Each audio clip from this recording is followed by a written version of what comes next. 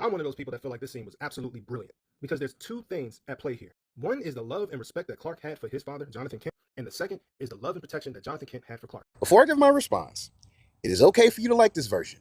It is okay for you to believe this version makes more sense than the others. Whatever you like is whatever you like. Now that that's out of the way, I'm going to present why this particular scene fundamentally does not work for a lot of people. And we have to start with this here.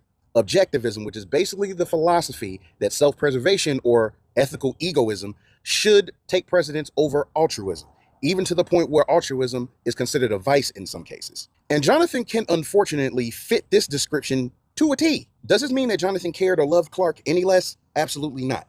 But we can't ignore that what's more than him loving and caring for Clark is his fear of how people would perceive him. Key phrase, his fear. Granted, the initial reaction of one of the parents was act of God, but okay, fine.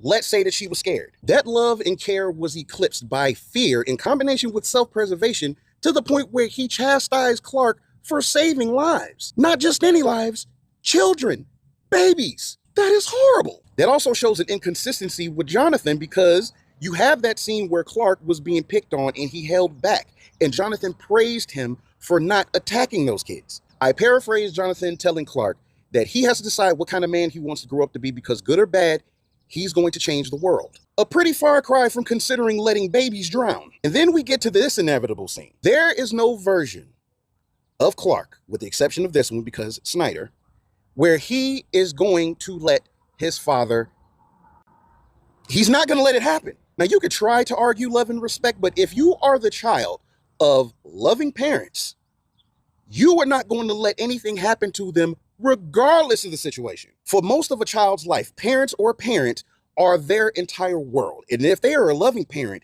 you expect me to believe that he is going to sit there and just let that happen? Clark, being the type of person he is, would save his father regardless. He would be pissed off, but he would be alive. There's a reason why iterations with the Kents passing away from natural causes, whether it be an accident or heart attack or whatever, for all of the abilities that Clark has, he cannot stop the inevitable, which is a more concrete lesson that he cannot save everyone, but in turn doesn't stop him from trying to save those he can. This scene is just inflicting unnecessary trauma. Take it however you will, but hey, it ain't that brilliant in my opinion. I'm sorry. There's a reason why Snyder has so many critics, and it has nothing to do with him being this misunderstood auteur. The man cannot handle any type of criticism, which is why he keeps doubling down, which is an artistic red flag for me.